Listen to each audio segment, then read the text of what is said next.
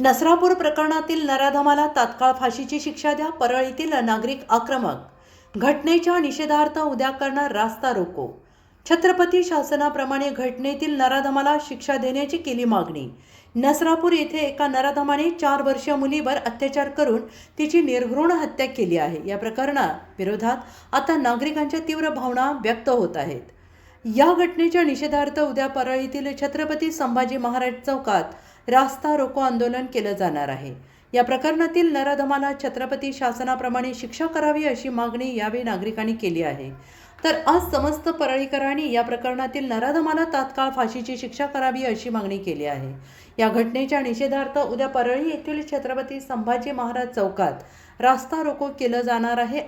अशा दरम्यान असे वातावरण असल्यास आम्ही आमच्या मुलींना बाहेर कसे सोडायचे असा सवाल देखील यावेळी आंदोलनकर्त्यांकडून सरकारला विचारण्यात आला आहे.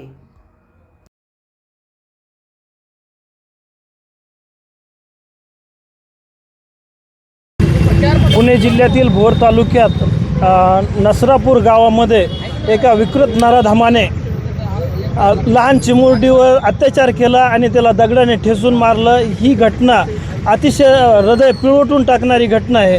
देशभरामध्ये अशा घटना मोठ्या स्वरूपात होत आहेत. त्याला कुठंतरी पायबंद घालण्यासाठी देशाचे गृहमंत्री आणि राज्याचे गृहमंत्री यांना या ठिकाणी आम्ही या निवेदनामार्फत निवेदन केलं आहे की ह्या घटना ह्या फास्ट ट्रॅक कोर्टामध्ये चालवाव्यात आणि महिनाभराच्या आत अशा नराधमांना फाशीची शिक्षा देण्यात यावी आणि ही सर्वश्रुत करावी अशी मागणी या ठिकाणी आम्ही परळीकर म्हणून परळी शहर पोलीस स्टेशन आणि संभाजीनगर पोलीस स्टेशन या ठिकाणी दिलेली आहे.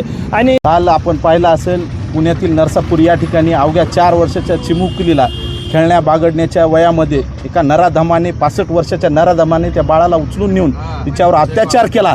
अत्याचार करून, कारण की तो नराधम यापूर्वीही त्याच बलात्काराच्या गुन्ह्यामधला आरोपी असून तो आरोपी आज बाहेर आहे आणि त्या नराधमाने पुन्हा हे कृत्य केलं आहे. हे अतिशय संतापजनक बाब आहे. संबंध भारत देशातला संबंध नागरिकांमध्ये एक संतापाची लाट आहे. परळीकर म्हणून एक मुलीचा बाप म्हणून सुद्धा रात्रभर झोप येत नाही. यामुळं माझी अशी विनंती आहे की राज्य सरकारला, केंद्र सरकारला अशा विकृती वेळेत ठेचल्या पाहिजेत. प्रथमतः आपण पाहिलं की ह्या नराधम दरवेळेस अशा पद्धतीचे जे गुन्हे होईल आपलं महाराष्ट्र नाही तर महाराष्ट्राच्या बाहेरसुद्धा आणि परळीसहित अशा प्रकारचे गुन्हे या ठिकाणी घडत आहेत. माझं आत्ता जो काही प्रकार भोरमध्ये घडलेला आहे तर आमच्या परळीच्या वतीनं आम्ही परळीकर म्हणून या ठिकाणी निवेदन दिलेलं आहे. या निवेदनामध्ये आम्ही त्या ठिकाणी उद्या या घटनेचा निषेध नोंदवण्यासाठी 8 वाजता छत्रपती संभाजी महाराज चौकामध्ये त्या रस्ता रोको करणार आहोत.